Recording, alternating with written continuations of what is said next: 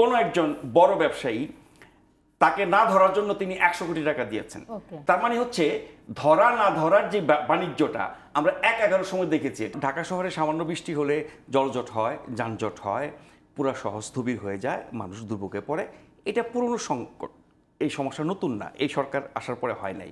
কিন্তু এই যে পরিবর্তন, এই যে অভ্যুত্থান, এই যে আপনার সংস্কার, এই যে যা কিছু নতুন করে করার কথা বলা হচ্ছে, তার কি কোনো ছিটে ফোটা? হ্যাঁ, আপনি বলবেন 2 মাসে আর কি করতে পারে? 2 মাসে তো ভাই সিদ্ধান্তটা নিতে পারে, পরিকল্পনাটা করতে পারে।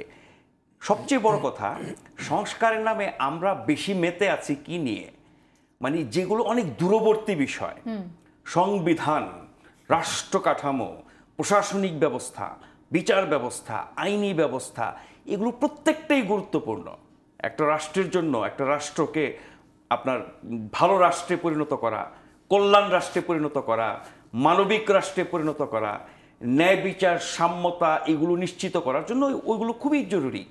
কিন্তু এই 18 কোটি মানুষের দেশে প্রতিদিনকার সমস্যা কি?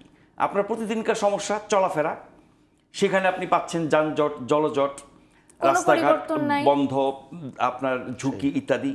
আপনার প্রতিদিনকার কাজ হলো বাজারে যাওয়া, কেনাকাটা করা, দ্রব্যমূল্য, সেখানকার কোনো পরিবর্তন নাই। আপনার প্রতিদিনকার বিষয় হচ্ছে আপনার জীবনের নিরাপত্তা, চলাফেরার নিরাপত্তা, কাজের নিরাপত্তা, বাসস্থানের নিরাপত্তা।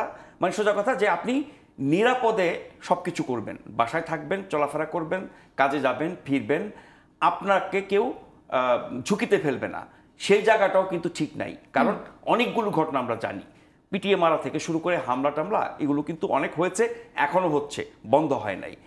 আমরা কি নিয়ে পড়ে আছি?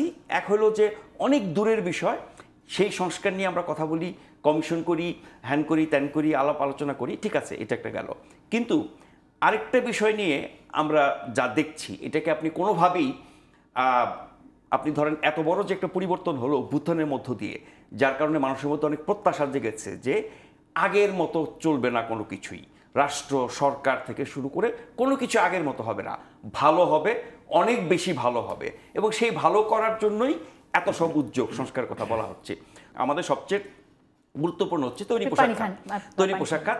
সেখানে এই যে হরহামেশা ঘটনা ঘটছে, গতকাল দেখলাম একাধিক উপদেষ্টা বলেছেন যে এটা ষড়যন্ত্র, আবার বিএনপি থেকে বলেছে এটা এই পতিত স্বৈরাচার বা আওয়ামী লীগের ষড়যন্ত্র। ভাই, ষড়যন্ত্র অনেক বড় একটা অপরাধ।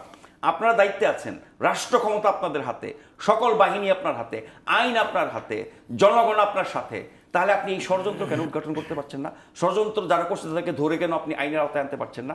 তার মানে অনেক গ্রে এরিয়া, ধূসর এলাকা আছে যেগুলো থেকে মানুষের অনেক রকমের ধারণা হতে পারে। এসএমএস এর মাধ্যমে উস্কানিমূলক নানা রকমের বক্তব্য দেওয়া হচ্ছে, গার্মেন্টস কর্মীদেরকে উত্তেজিত করা হচ্ছে। তার মানে হচ্ছে যে যারা পতিত, যারা পরাজিত, যারা লুকায়িত, তারা এরকম করতেই পারে, স্বাভাবিক।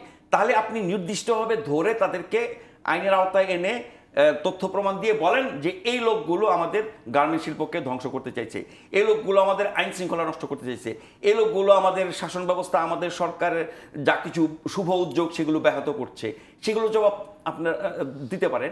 আর যেটা বললাম যে কাকে ধরা হচ্ছে কাকে ধরা হচ্ছে না, এমনও শোনা যাচ্ছে, এখন হাতে কলমে প্রমাণ করা মুশকিল, এমনও শোনা যাচ্ছে কাকে ধরা হবে কাকে ধরা হবে না সেটা নির্ভর করে সেই ব্যক্তি কাকে কিভাবে ম্যানেজ করছেন। এখন কাকে ম্যানেজ করছেন? এই ডক্টর ইউনূসের সরকারকে, প্রশাসনকে, স্বৈরাচারের আমলাদেরকে, আমাদের কোনো বাহিনীকে, গোয়েন্দা, সামরিক বাহিনী, বেসামরিক বাহিনী, পুলিশ বাহিনী, মানে যাদের হাতে রাষ্ট্রের ক্ষমতা বা যারা আইন আদালত সম্পর্কিত, যারা আইন আদালতের সাথে যুক্ত, কাদেরকে টাকা দিয়ে ম্যানেজ করছে? গতকাল আমার একজন সাবেক কলিগ খুব কনফিডেন্সিয়ালি বলেছে, আমি তার নামও বলবো না, ঘটনাটাও বলবো না, মানে ঘটনাটা নির্দিষ্টভাবে বলবো না, যে কোনো একজন বড় ব্যবসায়ী তাকে না ধরার জন্য তিনি 100 কোটি টাকা দিয়েছেন। কাকে দিয়েছেন এটা বলা যাবে না, কিন্তু তার মানে হচ্ছে ধরা না ধরার যে বাণিজ্যটা আমরা 1-11 সময় দেখেছি। এটা 1-11 সময় এরকম বহু ঘটনা ঘটেছে, ধরা না ধরার সাথে একটা বাণিজ্য থাকে, মামলা দেওয়া না দেওয়ার সাথে একটা বাণিজ্য থাকে, জামিন পাওয়া না পাওয়ার সাথে একটা বাণিজ্য থাকে, তারপর হচ্ছে আপনার কি বলে খালাস পাওয়া, রিমান্ডে নেওয়া, এগুলোর সাথে বাণিজ্য থাকে। তার মানে এই অপকর্মগুলো 16 বছর আওয়ামী ফ্যাসিবাদী সরকার করেছে, তার ধারাবাহিকতা এখনো চলছে। কারা জড়িত আমরা জানতে চাই। এই সরকারের তো কোনো ভয় নাই, এই সরকারের তো কোনো অসৎ উদ্দেশ্য নাই, এই সরকারের তো জনপ্রিয়তার ব্যাপার নাই, জনসমর্থনের ব্যাপার নাই, ভালো কাজ করবে। দেশের মানুষের স্বার্থে, রাষ্ট্রের স্বার্থে ভালো কাজ করার জন্য যদি 10 জন বিরোধিতা করে, তাও তাদেরকে করতে হবে। সেই লক্ষ্যেই তো তারা এসছেন।